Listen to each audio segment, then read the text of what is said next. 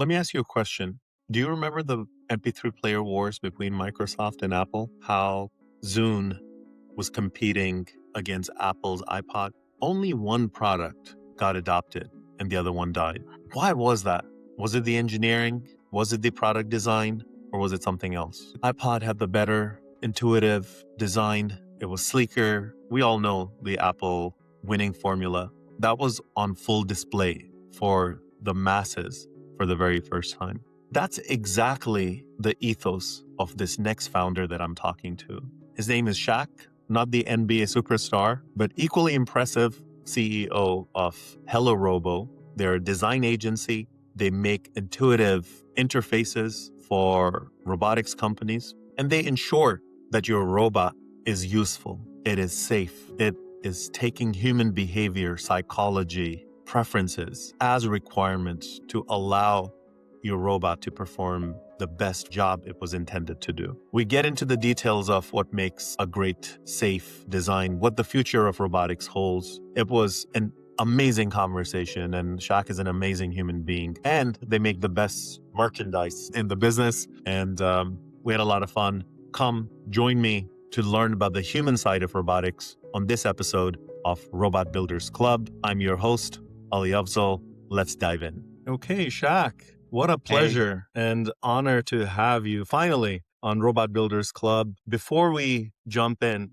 I want to thank you and I want to acknowledge a few things on record while I have you in this recording. First, this was a dream of mine to launch a podcast. I'm in the industry myself within robotics, but it was something that I wanted to do for a long time and didn't, oftentimes starting something is the hardest piece just to get going, that initial inertia, overcoming that. I reached out one random weekend. I said, I'm going to do it. So I sent random cold messages to a whole bunch of people. You were one of the first ones that took the time to respond. So thank you for that. Secondly, you validated that there's a need for something like this. You encouraged me when I posted my first couple of episodes. Thank you for encouraging. Thank you for validating. And more than that, number three, you provided feedback. You shared what you thought was a good idea, and that got me going. And I got the tools for the recording studio. Mm-hmm. And finally, I want to thank you for treating me like a real podcast. You're the first one who sent me merchandise. I'm wearing it proudly. Looks good. So with that, thank you for being here, and I really appreciate you. Thank you so much. Pleasure mine. Honor is mine. Thank you for saying all these great things. Let's just start the podcast with this topic. It's so easy to ignore, neglect people who reach out to you as you getting busy. I'm pretty busy with our business stuff, but I feel like people don't do that enough. Like just respond and spend 5 minutes and, helping someone or talking about, different topics such as, this topic. And I always encourage even my team members, just like you respond to people. You never know what kind of connection it will bring to you. Yeah. And that creates new ideas, new connections. Yeah, totally. Yeah. With that aside, let's jump straight into Hello Robo. You're CEO of a human robot interface company. You started in the design world, and that yielded results when you moved over to the robotic space, creating interfaces for humans that are actually operating these robots. So maybe kick it off with sort of your origin story, how Hello Robo got started, and you've moved into a new office now. Congratulations, you're scaling. Let's start there a little bit.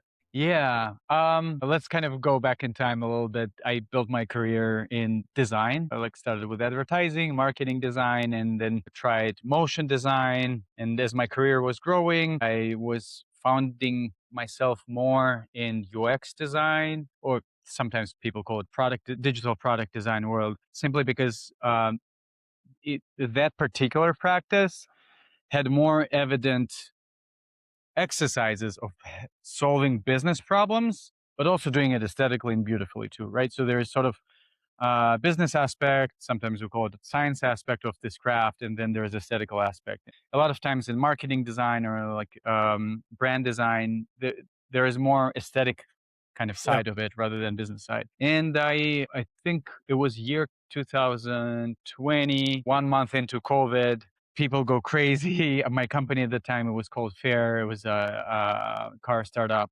I told them, hey guys, do you care if I work from home or from anywhere? At that time, I lived in LA. They said, yeah, we really don't care. Like, so long as you do your work. And I'm like, Yeah. cool, I'm moving to New York. And I moved to New York and I realized, okay, I can work remotely. And at that time, it was such a new thing. Like a lot of people just were switching to remote. And I realized if I can work remotely, I can just probably go full freelance. And I left the company and I started freelancing. And project after project, the scale of the projects were getting bigger and bigger. And I was realizing probably I need to make a decision if I start a team, start with freelancers first and then turn them into full-time designers, or I keep being IC. And I chose the path of being a manager and scaling the design services. And I think in year 2021, I started Hello Robo. And in the first year, we were doing different types of work, different types of clients. Fintech, crypto was bigger at that time, Yeah. consumer products. But I was not happy with that situation. I was like, guys, we're doing too many things. At that time, it was like 4 people in my company. I said, we should have our focus. We should pave our way towards robotics. And in the team, people were like, well, why robotics? And I said, just, I care about it. I love it since I was a child. I love Transformers and robot toys. I wish I was a mechanical engineer or engineer more close to the kind of robotics community. I'm not, but at least let's contribute to the community with UX and design services. And that's where the click started. We're like, cool, it makes a lot of sense. And at that time, sorry, I'm making this story long. My No, that's friend, great. Yeah, yep, continue, please. my friend Sandeep Yathi, he's the head of robotics at TerraDepth right now. I reached out to him and I said, Sandeep, what should I do? Kind of want to work with robotics. We know it's still a young market, to be honest. There is not much like VC spotlight, so to speak. Where should we start? He's like, Shak, you guys should start with Rust. It's just open source The open source. community. They will take any design help because, frankly speaking, things don't look well there because they're more like kind of engineer focused. And we just reached out to Kat. She works at Rust, and she's like, of course, yeah, help us. And we started helping them a lot, and that helped us understand the whole robotics development workflow, and which I think is the Got main it. thing. The main challenge was for us, let's understand first what's a simulation is, what's testing is, what's operating is, what does it involve, who are the users. And then from there, over the next sort of 4 years, we started developing our expertise and knowledge in robotics. Fast Got forward, it. we're not a remote company anymore. We're working the office now in New York. Yeah. No, that's incredible. Your journey, you it's funny how Transformers are an impetus for a lot of us. I love Transformers too, and that was the first time I said, "Man, robots are Yeah. cool," you know? Yeah. Let's talk about a little bit of the value proposition that you're bringing. Let's make that real, right? Your most founders or most operators that are bringing a robot company or robot to the market think it's the operation side of things that would be hard. It is the autonomy piece or kinematics or developing motion control. That's the hard part. You have the visibility of the working at enabling the interface between the robot and the human. Talk to me about what is the challenge there? What are your clients finding? Whoa, this is harder than we anticipated. On a high level, just let's say philosophically speaking, I always tell my team, I also tell clients, we're designing the human side of robotics. As soon as a human being interacts with a screen or not, doesn't matter, with a Yeah. robot, there are so many challenges that founders didn't realize they would face just because it's a human. Humans are unpredictable. Even up to date, there is no sort of personalization algorithm that can fully understand how human thinks. We're very unpredictable creatures. And So we're there's trying. variation too. One person may view the same interface differently from another one. Absolutely. Absolutely. That's a super good point. We, with our knowledge from previous industries, we understood that, oh, that's such an important thing. for robotics products teams or founders to pay attention to. And the exact moment they start paying attention to it, when their product becomes, when they sell their product, when they're actually users, when they kind of leave the R&D phase, where everybody, engineers, they were so focused to making sure that thing works and doesn't fall or Yeah. collapse. That's where they're like, oh, we need an interface. Hello Robo, can you help us? Up until before that, a lot of engineers, a lot of founders, most of them have engineering background. They don't understand the importance of that thing. So that's my Yeah, long-winded that answer makes to that. sense. Yeah. The robot is in the hand of the experts in the beginning. They know how to work the back end, make it do certain things. But when you give it to customers, they're not engineers necessarily. That's Yeah. where the challenges Yeah, come up. they're far from it. And I feel like even before robotics, when I was working in different tech companies, one thing I remember I learned, even us designers, we were in that trap. We were in that tech bubble, and we were Mhm. designing with by default, thinking that, oh, user of course will do that. Or sometimes even when the engineers build the interfaces, they put very engineering Mhm. labels on simple things like buttons, like enter value. People don't know what enter value is. Like Yeah. it should sound more human, saying like, give us your first name or something like that.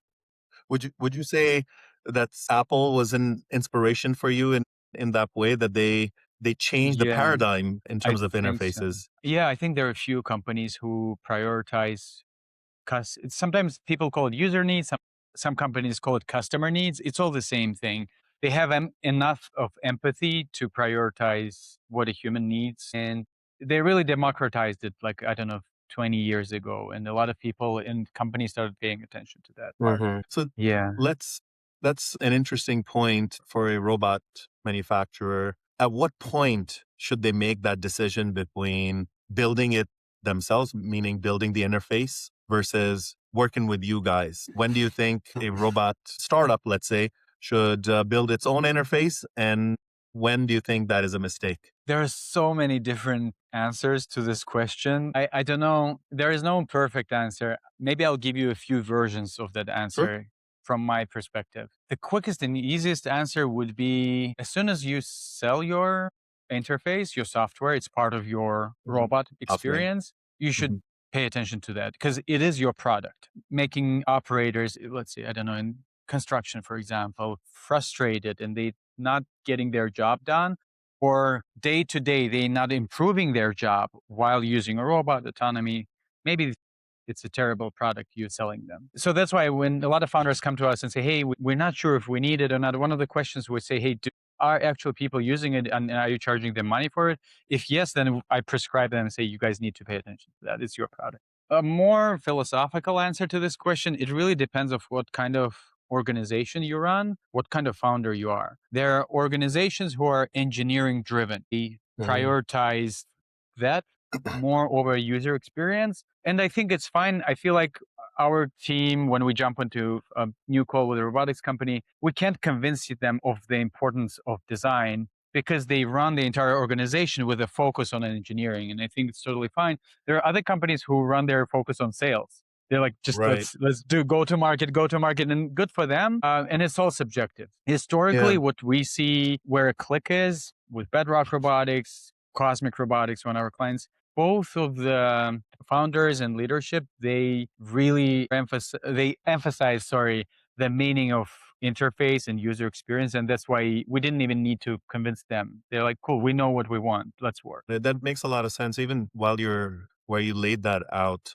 beautifully, I was thinking about my past experiences with the companies that I've worked with. It oftentimes there's this concept of sun domain, meaning Mhm. which domain is the has the most power, or where how Right. is the company led. That is the main domain. So a lot of tech companies would be engineering driven, and I've seen Yeah. companies operating in regulated environment, maybe quality driven, Mhm. and others design driven. So that does make a sense, regardless of what is driving, Mhm. who's in the driver's seat of the company, what domain. Mhm. It matters that you're prioritizing what the customer, how the customer interacts with the product. So that 100%. makes a lot of sense.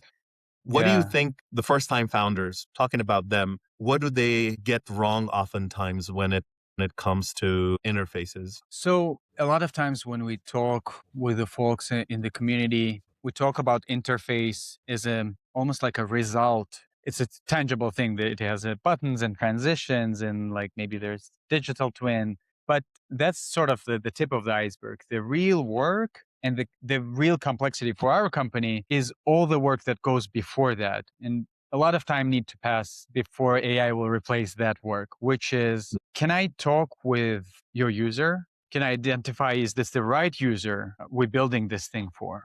A lot of times we notice that, hey, guys, seems like you built this thing for engineers, but that's the wrong type of user. What is the workflow? In our craft, we call it user flow. Like step one, I open my laptop. One, I unbox whatever thing I bought.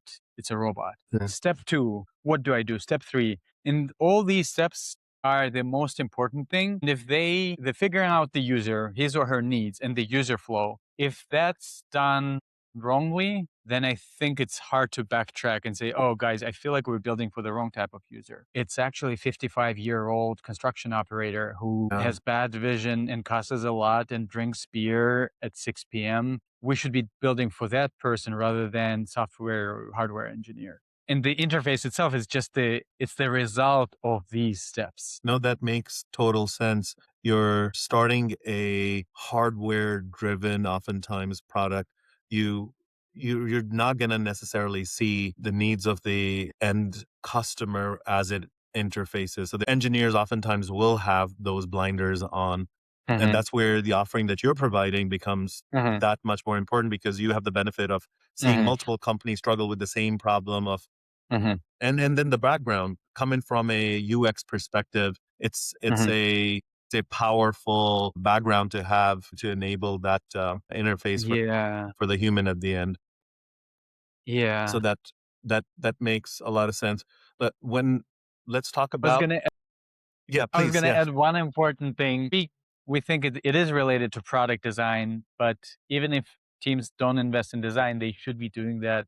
Just iterate every day with customers, with operators. And I feel like this is such an old rule for all tech companies, but I still feel like they're not doing that enough. In robotics, also don't do it enough. Just like test whatever you have, the ugly MVP version with real operator, Mm. get feedback, iterate, and just do it like 2, 3 times a week. And I think it's super important to do that with design too, obviously. Yeah, that whole lean startup methodology that just get in front of the customer early because the more Hmm. assumptions you make, the further into the product development lifecycle you're going to go without taking into account what the actual Hmm. customer needs. You have to put Yeah, yourself in their shoes. So, yeah, and what is develop the more right empathy. time for you to come in? I know you touched upon it when they're selling to the customer, but is there an ideal time you think?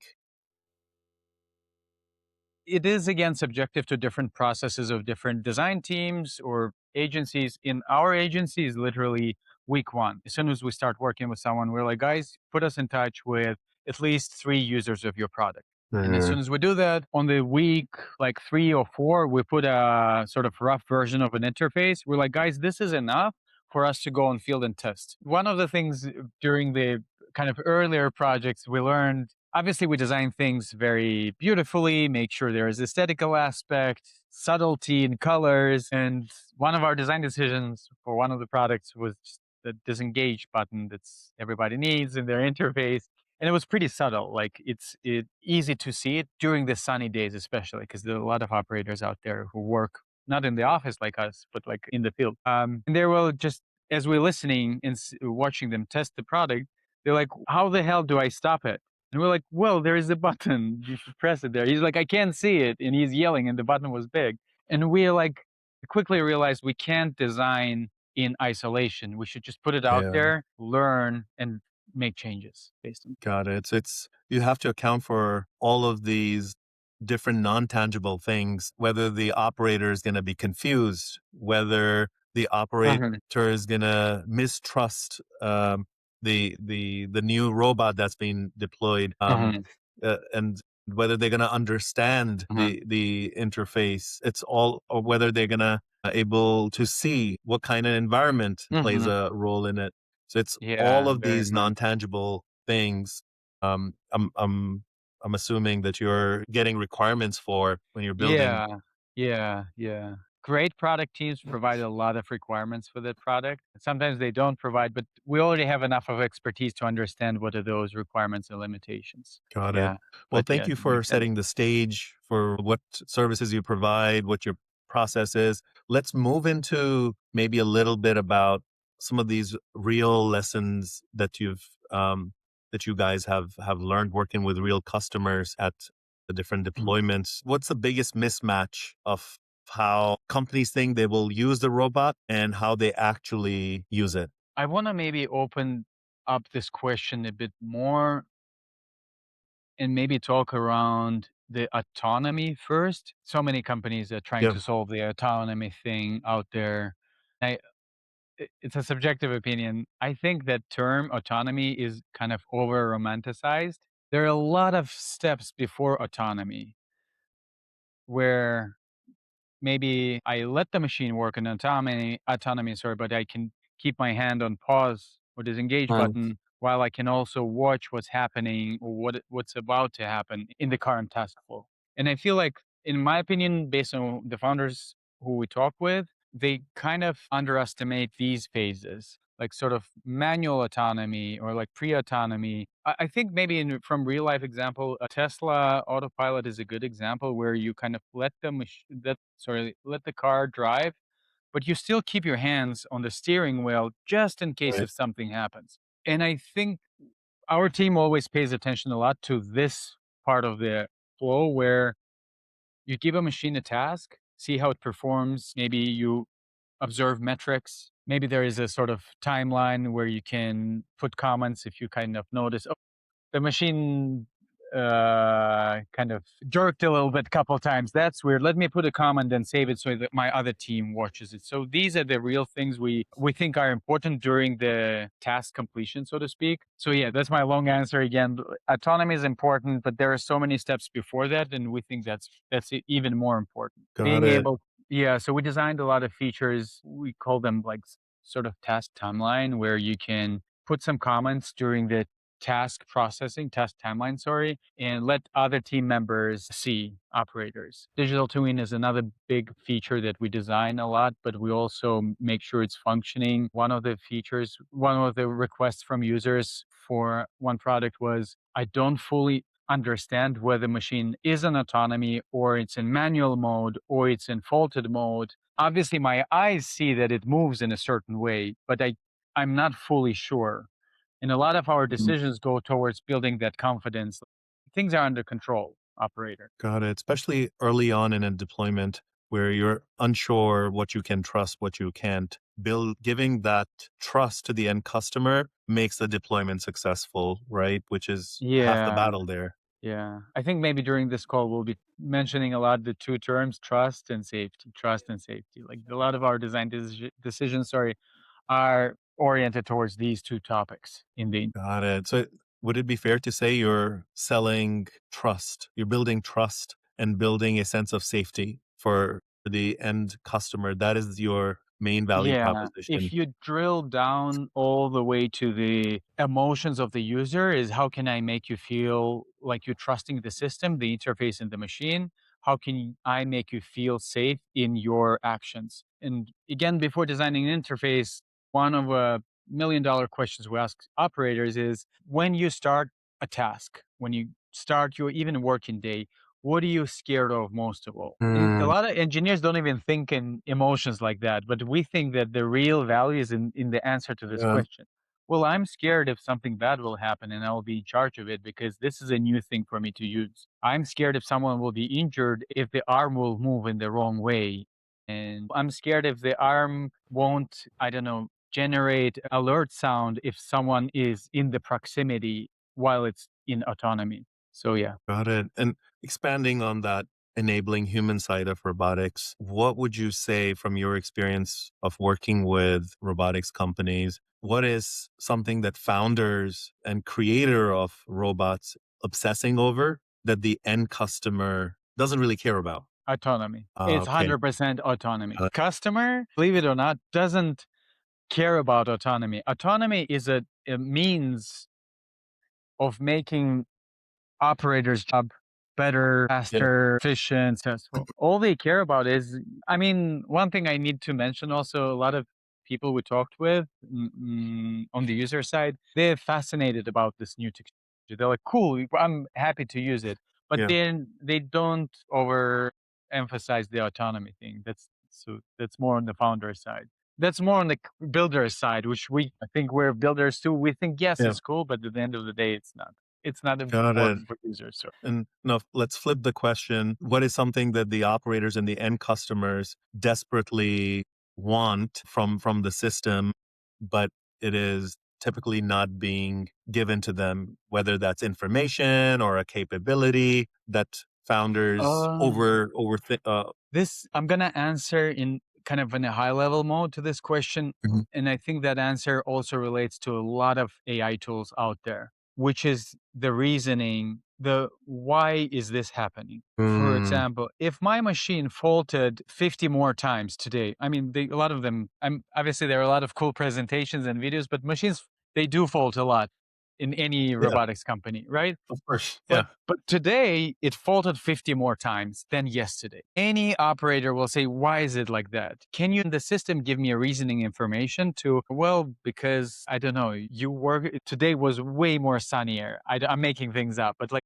maybe Mhm. there is enough input values that system can understand, analyze, and spit out some sort of analytical information saying, well, here are the reasons why. Or why I ran 20% more successful autonomous today more than last week. If operators are equipped with this reasoning information to answers to why, they will know their job better and they will be more efficient day by day. A lot of observability analytics tools, they give you a lot of what? Here's a Mhm. number, is, All these metrics. how things are going. And they're all amazing, but I would say they don't really, still up until today, they don't give you the why answer Mhm. to these metrics. I think it's still a very hard problem to solve once we're moving into artificial intelligence and reasoning and analyzing these inputs. But I think that's a great problem to solve for any robotics or hard tech company. Yeah, recovering from failure, giving the reason for what's happening with the robot, the status of it, or problem solving issues. That is another big value a good interface would provide. So if let's say you have a robot that's failing in the field, what is a good interface providing in the first 10 seconds, let's say? Just giant disengage button.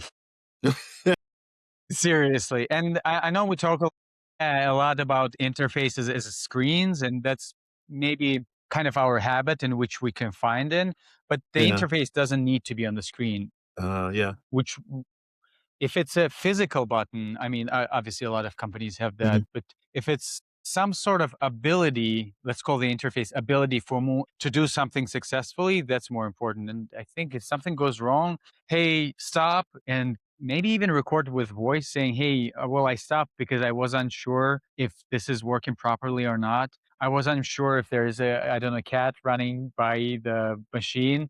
Here are my reasons. So my supervisor can understand why I pressed that button. Got it. What kind of, I guess all of my questions are coming from a standpoint of I'm also boxed into in a conceptual sort of view that most interfaces somebody's looking at an iPad or a screen like that Mhm. or a joystick. What are these different types of interfaces that you're working with? Could you categorize to make it real? All of our clients and what we're building for them, most of it is tablet app or mobile app. It's a mobile device. They need to Okay. carry this thing around.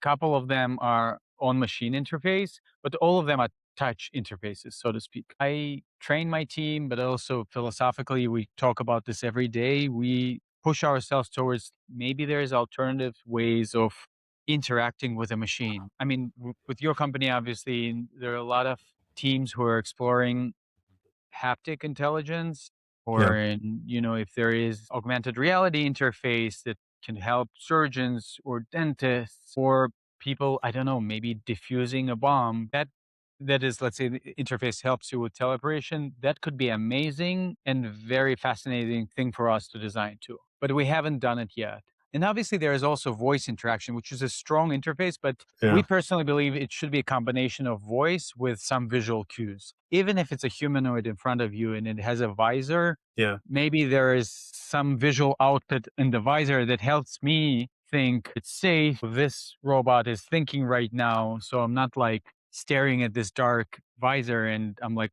what the fuck is happening? Yeah. Yeah. Got it. Yeah. So, It's yeah.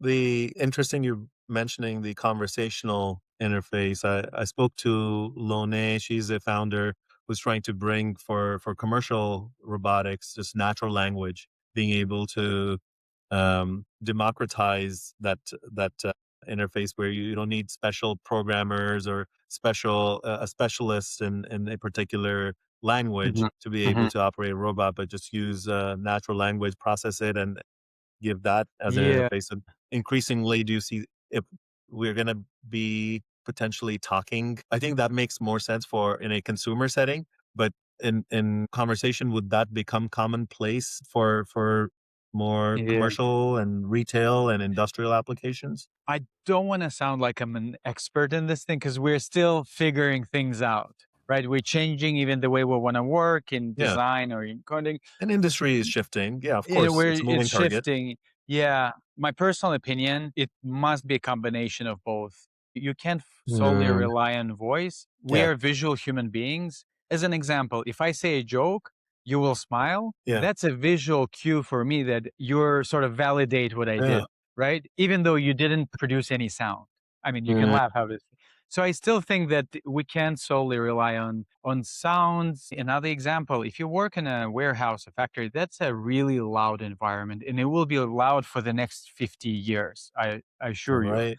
Yeah. And if I rely on just voice interaction, there are a lot of opportunities to mishear my machine or make mistakes based on. Yeah, and the other question I had, you were talking about haptic and giving a nod to sort of virtual reality teleoperation. Is from where you stand, the VR side of things, it hasn't really taken off. We were promised a future by Meta and Apple with Vision Pro and all of that because it perhaps it's too heavy.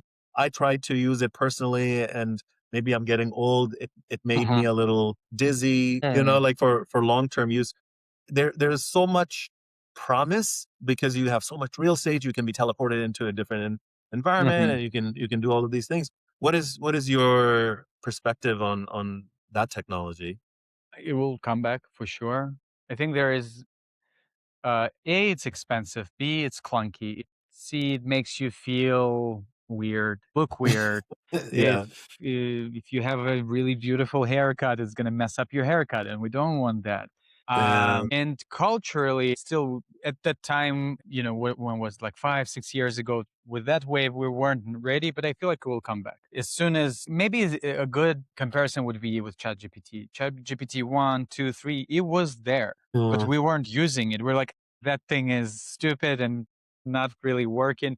But as soon as it kind of tuned up and started giving us sort of believable answer, we're like, yeah, okay, that's a real thing. And I feel like with VR and AR, it will be same destiny, so to speak. I'm a yeah, huge proponent of VR worlds interfaces. I remember I lived in LA for 12 years, moved yeah, to New York during COVID times, right? I was pretty lonely. I didn't have any friends. yeah, All my friends were in LA. And one of my friends was like, Shaq, let's all of us buy the Meta Quest. I yeah. found this game. It's like a multiplayer poker Okay, and it was so cool, Ali. We like every day I would put that device on and meet my friends at the table, and the game was so interactive. Like I could buy a gift and with my controllers, hand it to my friend over the table. It yeah. really helped me. So yeah, I love that technology. I think it will come back for sure. Yeah, no wonder Zuckerberg basically betted his whole company on the tech and the metaverse because there's definitely value there. It's just Yeah. about removing the barriers for adoption. It's will get there potentially in a different capacity. Maybe it's a a little display that you put in as a lens into your eye where it's not heavy and it's not intrusive. Yeah. Yeah. Once we also develop haptic intelligence, I think that's going to help us a lot because all the devices we kind of tested or saw, they don't sort of fully replicate the dexterity of my fingers and how I move my hands. Whether for consumer purposes, entertainment, or like specific technical purposes, it really will help me a lot as a user. Got But it. we're not there. Yeah, No, yeah. good conversation. Nice to hear your sort of perspective on it. If we go back to interfaces and the information that is available, what information would you say robots have internally, information that's available that operators don't end up seeing and probably they should to make their life, their job easier? I'm not sure, to be honest. That's a hard question. What information does We the don't system that we don't capture? show go to the operators that in a deployment you go, we missed this, we should have shown this to the end customer, this information. This is an oversight. This would have actually helped the operator, right? The digger at Okay. the construction site or a Mhm, robot mhm. in the industrial environment. I don't know. Okay. I think it's a tough Yeah, question. I love yeah, that. I'm glad yeah, you asked it. yeah. Let me Which think is about it, come back to it. But this yeah, is we which is should think fair. about it. Yeah, yeah. Just a random thought. And if I flip it, what information do you think we end up giving to the operators that they don't really care about it? That the information that we're giving them unnecessarily. I don't know. Maybe that would be depending on specific user. Sometimes Mhm, telemetry is over indexed, like these changing numbers, they distract. It's mhm. hard to answer that question. Also, it really depends on the exact user scenario.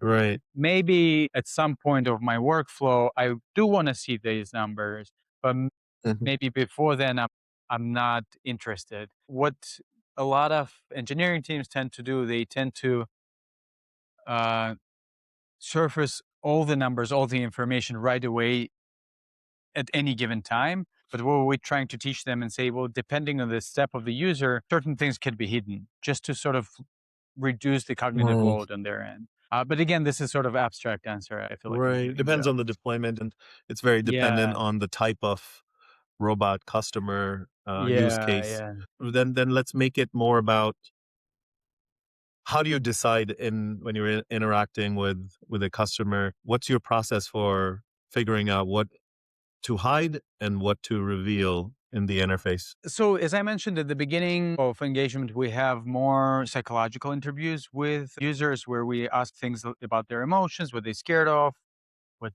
if they had a magic wand, what would make their day super Uh, successful, right? So we learn from that.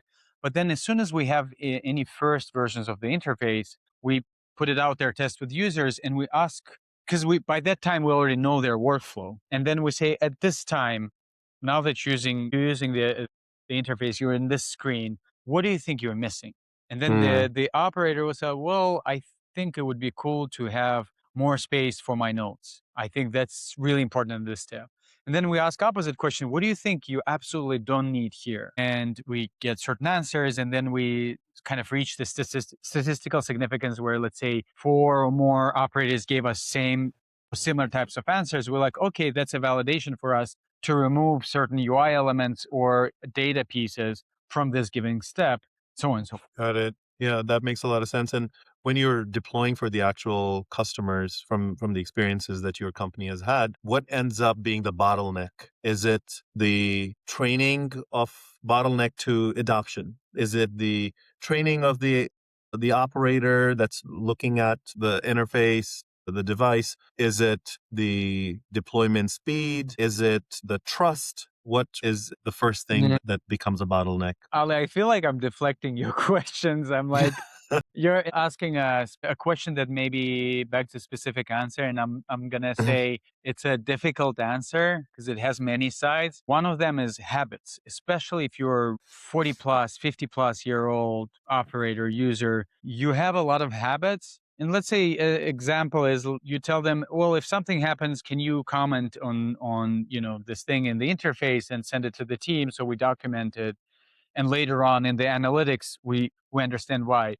and then the guy will say, "This is too difficult. I'm going to use my walkie-talkie and just talk with my supervisor." Operator. Oh, okay. Right? So you would say it's not really an interface problem, it's a maybe cultural problem, a habit problem.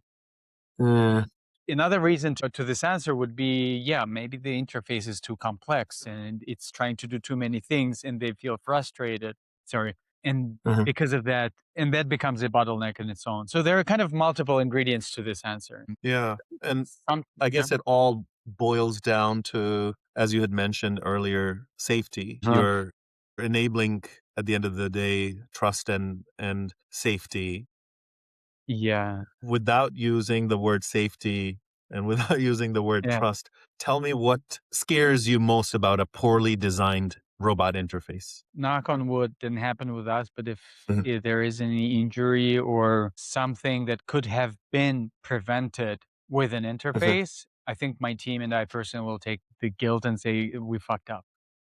Yeah. And I think using the word safety, it still goes back to safety. Something Yeah. bad happened. One thing we even designers don't realize, you work with machines, even consumer machines. Yeah.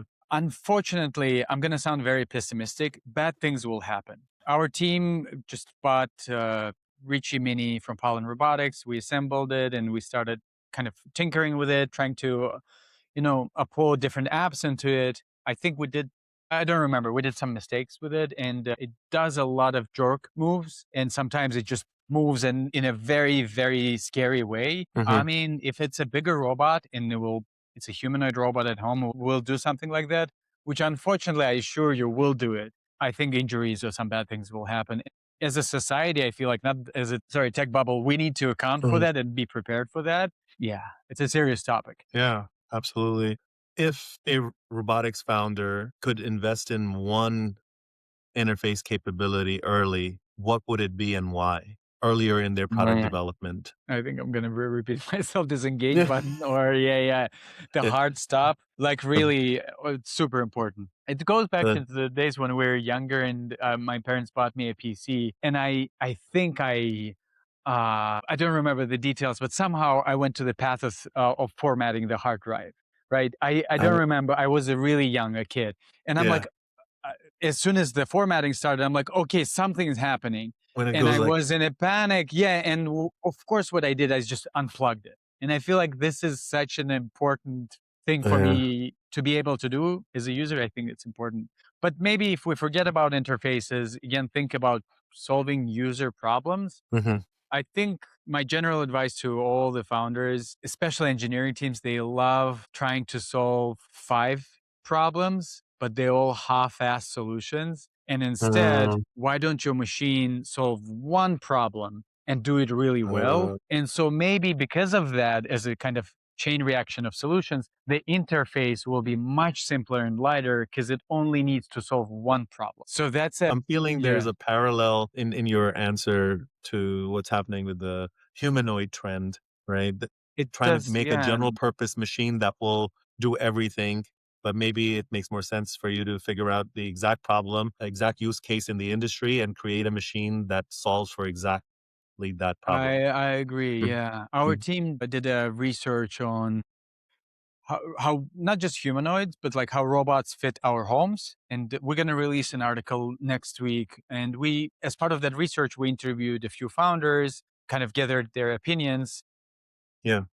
Like the idea of humanoid robot is also a little bit of over romanticized. It doesn't need to be human shaped with like limbs Yeah. thing. And if it's a automated washing machine, it is a robot and it actually does its work very well. And it's only one function. So I personally believe that the success are behind like single or two task robots at home or not at home that do their Mhm. work well. I think we should pay attention to companies like that. Yeah. Makes sense. No, thank you so much for going into the value proposition, talking about Mhm. real deployment, interfaces, lessons you've learned, what makes a Mhm. good interface, what makes a safe deployment, all of Mhm. those details, I think everybody would find valuable. Approaching time, I want to switch a Mhm. little bit into the human side of Hello Robo. So, um, talk to me. You're very high EQ, not only IQ, EQ guy. I can Thank you. tell Thank you.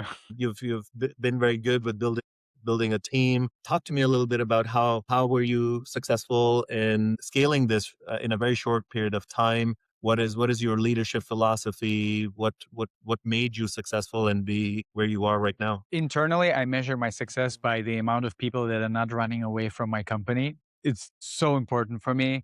And let's call the tools that I use for that is just try to be human, try to be empathetic, try to support your team. They are not robots. They can't perform 100% of the time all the time. Sometimes our designers like, hey, I don't feel it. And I'm like, if you don't feel it, take a day off. Don't kill yourself. And Mhm. I also try to do a lot of rituals where we have summer break. We close our doors. We don't work. It's not like a vacation time. It's like, guys, let's take a break and come back to work a week later. We do team offsites. Sometimes designers get bored working on very technical things like Yeah, robotics. And I try to bring them more inspiration from outside of the world. Maybe it's like a founder or design director from other type of company.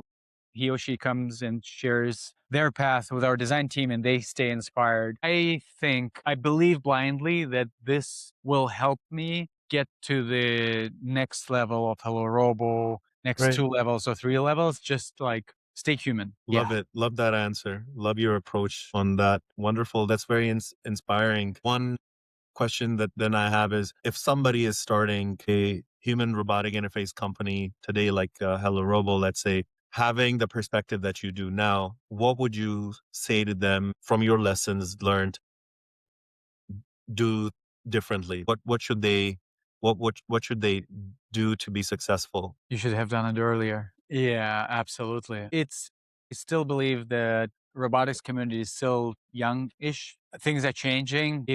If we started organization like that, maybe even 10 years ago, I feel like we could have influenced the market more. I don't want to say the market is to use the word community. We would meet Yeah. more people, would exchange a lot of knowledge, maybe would hold up some meetups or hackathons where we build together. That maybe that's another part of my answer is my team is very hungry to build things on the physical aspect. They're like, okay, we feel like we figured the interface thing. Why don't we try, build our own thing now? Just like for R&D purposes. Yeah. And I wish maybe 2 years ago I would have started with that, just like team hackathons every Friday, guys. We have the components and everything we need, and it's getting cheaper and cheaper to build something, even Yeah, scrappy. Why but not? maybe it's actually the right time because you would have to figure out all of these different problems that are now solved that are open source, right? If you're Yeah, building your own absolutely. robot. You're right. You're right. That's a good point. Yeah. 100%. That's why it feels easier now. I wish I could Mhm. have done it, but earlier things were very unavailable and knowledge base was still very unavailable. So are you actively pursuing a robot product of your own? Yeah, that's the path of our company. This year, we're trying to get, as we call it, stable agency, whereas everybody knows the process of designing a product interface for robotics company, and we fully kind of own that process. Mm. And next year, we want to start building our own things. Oh, wow. That's very Yeah, exciting. That's very interesting. I would love to circle back and figure out what lessons you have learned from that journey. absolutely. Could you share a little bit about which industry, what use case you're going after? Or, I don't know if you had liberty to do that.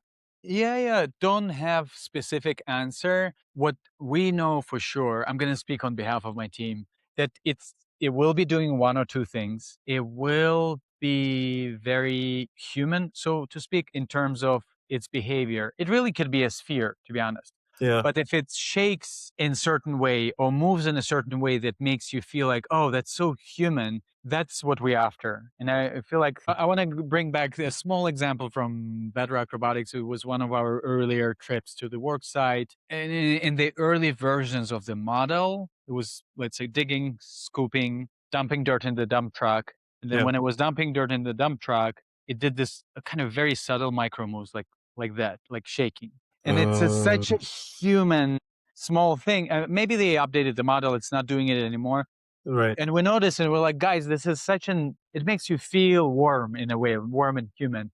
And we are very after these low things. If a machine does that, maybe it will help you as a user trust it more and feel safe being around it. Yeah, that's a great insight. I don't know if you've been to SFO Airport where they have the robot barista, these little kiosks where you can buy Mm, coffee and mm, all of these. There's a robot mm, arm in the middle of this regular kiosk. mhm, You pay and you order from an interface right in front of you. The robot arm moves really quickly, pours mm, an espresso, and mm, puts milk. mm, But it's towards the end, or also when you're approaching, it does little waves with its mm, hands. It does like gentle sort of and makes that hard industrial looking arm feel a little mhm. warm and fuzzy. So to your point, there must have been Yeah. some interface designer that said, "Hey guys, this movement makes sense at the end." So that's a conscious Right. decision that. Absolutely. I think the world needs more of these things. That's what Mhm. makes us feel like, okay, things are nice. And then I have these emotions and I feel safe. Mm. And sometimes an idea like that can come from a founder who's not a designer, but really cares about adding, we can also call them imperfections, adding these imperfections to the Yeah, behavior of the machine just so it feels like, more oh, okay, human. more human, 100%. Are Yeah. you hopeful for the future? What's your I know the answer. Of course, you're a positive guy, optimistic. I want to gauge where on the spectrum are you in terms of where we're headed with physical AI, not I, taking into account what's happening in the world with wars and all of the other yeah. stuff. Just focusing on the robotics and physical AI and around fears of they taking jobs away. What is your vision of the future? I think it's definitely brighter. Politics aside, Yeah. that's definitely an not funny topic. I personally believe before physical AI, with artificial intelligence, with automation, also we will need as a society to go through sort of a pain point. People, unfortunately, are losing their jobs. That's a real thing. And then there should happen some society shift or shift in economics. And I see a brighter day after that. But we need to go through that pain point, unfortunately. That's And a very it's, pragmatic answer, but I think that yeah. that is true. Seismic shifts will require change, and with change, we would have to change the Mhm. type of work is being deployed. Yeah, we'll become enablers of AI, enablers of robotics, such as your company is in the same space. Yeah, yeah. I don't believe that kind of robots will, there will be war between humans and robots. I feel like all these things we read and watch in sci-fi literature, movies, it's Mhm. just a reflection of our human fears. Mm. So yeah, let us stay in sci-fi. The only thing that will harm us is a human being. That's That's true.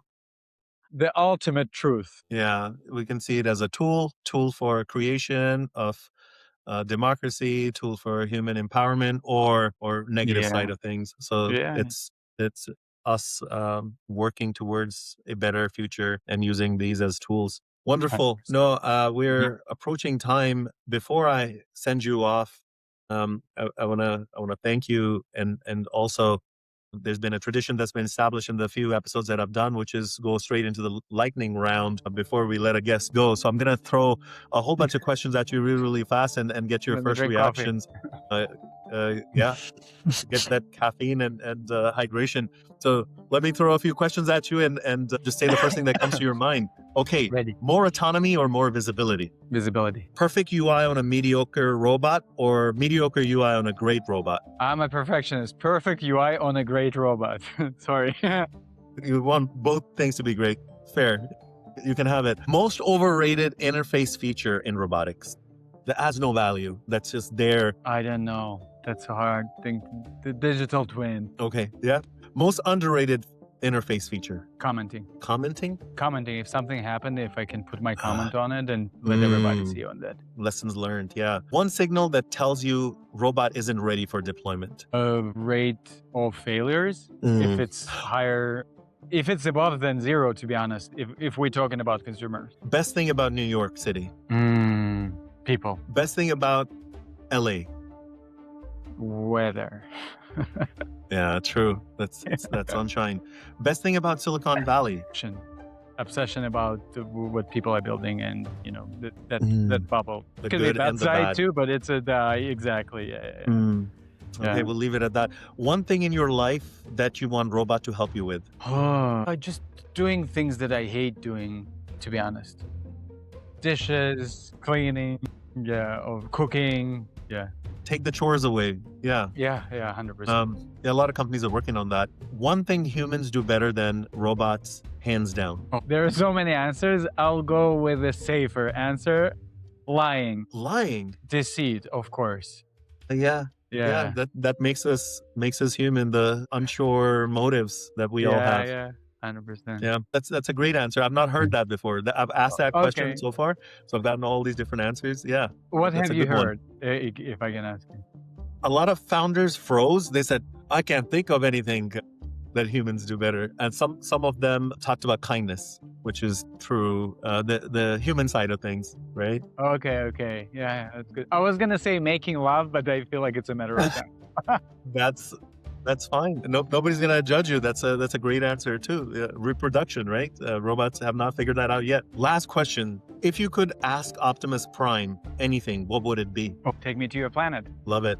Wonderful. Yeah. Shak, thank you for being so generous with your time, your energy, your answers, and sharing your knowledge and wisdom. This has been great. I loved having this conversation. Good luck to you with your new office, with your Mm. scale. And I want to stay in touch and continue to collaborate with you as you put more products out there, learn more about Mm. them. Thank you so much. It's been a pleasure. It's been fun. Great times. Thank you, Ali. Thank you, sir. All right. We'll talk to you soon.